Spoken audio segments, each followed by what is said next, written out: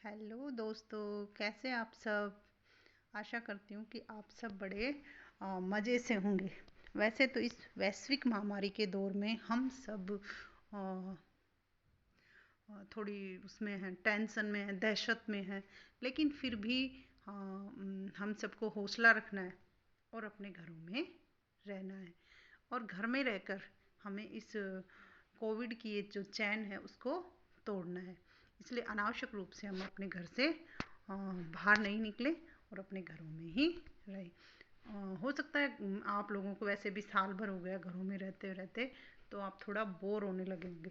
लेकिन फिर भी हमें इस बुरे दौर से उभरना है अपने घरों में रहकर और शांति को बनाए रखते हुए। और इस बुरे दौर से हमें उभर के बाहर आना है। जितने हम लोग घरों में शांति से रहेंगे और घर में रुकेंगे, उतने ही हम इस बीमारी से दूर रह पाएंगे और इसकी जो चैन है उसको तोड़ने में भी मदद कर पाएंगे। तो घर में रहकर हम अपनी स्वयं की तो रक्षा करेंगे ही, उसी के साथ साथ हम दूसरे लोगों की भी रक्षा कर पाएंगे, क्योंकि ना तो हम बाहर जाएंगे और ना ही हम उस चैन से जुड़ पाएंगे। इसलिए हम अपनी खुद की भी और अपने परिवार की भी सुरक्षा कर पाएंगे। चलो आज मैं आपको एक कहानी सुनाती हूँ जो हमें अपने बचपन की ओर ले जाएगी। ये कहानी है खेल कहानी, जो कि जैनेंद्र जी की है। और जैनेंद्र जी की ये कहानी जो खेल कहानी है, ये बाल मनोविज्ञान, बच्चों के मनोविज्ञान, बच्चों के मन की कहानी, कि बच्चे मन के कितने सच्चे होते हैं, कितने अच्छे होते हैं वो, कि थोड़ी देर में ही वो झगड़ा करेंगे और थोड़ी देर बाद ही वो खुश हो जाएंगे। जिस जिस बच्चे से जाए, जिस व्यक्ति से वो अभी 10 मिनट पहले बहुत बुरी तरह से झगड़ के आए थे, और उसी से वो बड़े प्यार से खेलने लग जाएंगे। अगर हम सब भी उन बच्चों के जैसे ही हो जाएं और उनकी तरह से ऐसे बुरी चीज़ों को भूलने लगे, तो हमारा जीवन भी सुंदर बन जाएगा। लेकिन इंसान जितना बड़ा होता जाता है धीरे धीरे, उतना ही उसमें उसके अंदर से सरलता और सहजता जो बचपन में होती है ना, वो धीरे धीरे कम होने लगती है और इस संसार का प्रभाव ज़्यादा होने लगता है। तो आज हम ये कहानी पढ़ेंगे खेल, जो कि जैनेंद्र जी ने लिखी। इस कहानी में मनोहर और सुरबाला दो बच्चे हैं जो एक नदी के किनारे खेल रहे हैं। और नदी के किनारे पर वो कभी पानी में पैर डालकर बैठते हैं, कभी इधर से उधर घूमते हैं। बड़ी मस्ती कर रहे हैं दोनों बच्चे, और वो बचपन से ही एक दूसरे के दोस्त हैं और वो दोनों पड़ोसी हैं।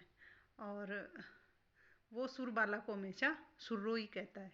मनोहर जो है सुरबाला को कभी भी सुरबाला नहीं कहता, उसको सुर्रो बुलाता है, सुर्रो रानी। कभी उसको चिढ़ाता है, कभी उसको मनाता है। वो दोनों बहुत ही प्यारे मित्र हैं। और जब वो खेलते खेलते थक जाते हैं, काफ़ी देर हो जाती है, तो वो नदी के किनारे पर आकर भाड़ बनाने लगते हैं।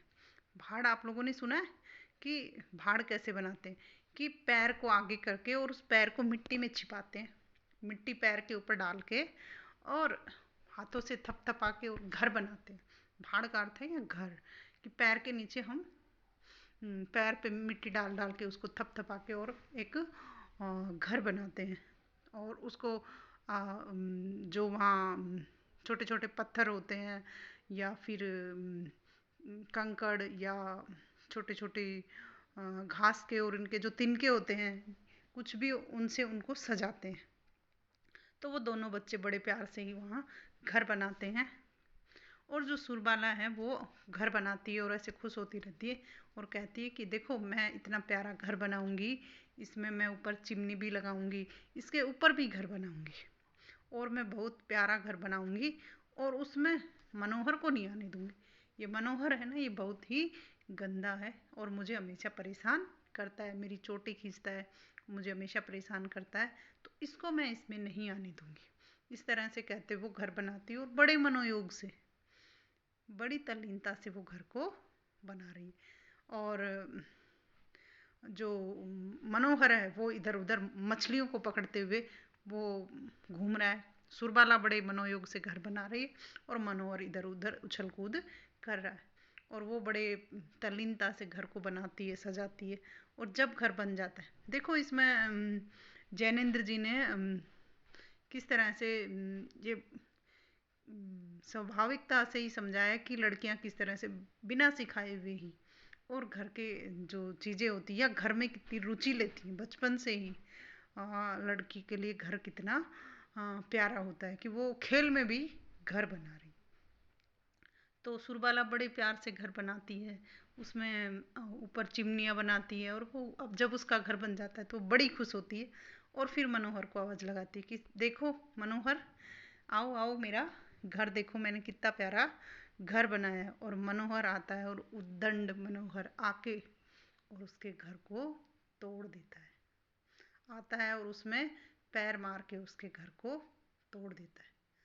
और जैसे ही उसका घर टूटता है, सुरबाला बड़ी दहाड़े मार मार के रोती है कि तुमने मेरा घर कैसे तोड़ दिया। मैंने कितने मनोयोग से, कितने प्यार से सपनों को सजा कर इस घर को बनाया था और तुमने इस घर को तोड़ दिया। और दोनों बच्चों में लड़ाई हो जाती है और मनोहर उसको मनाने लगता है कि नहीं नहीं, मैं तुझे इससे भी अच्छा घर बना के दूंगा, लेकिन तुम शांत हो जाओ। सुरबाला काफ़ी देर तक मानती नहीं है, मनोहर मनाता रहता है कि नहीं नहीं मान जाओ, मैं तुम्हें इससे भी अच्छा घर बना के दूंगा। तो वो कहती है ठीक है, जैसे जैसे मैं बताऊंगी तुम्हें वैसे वैसे ही घर बनाकर देना पड़ेगा।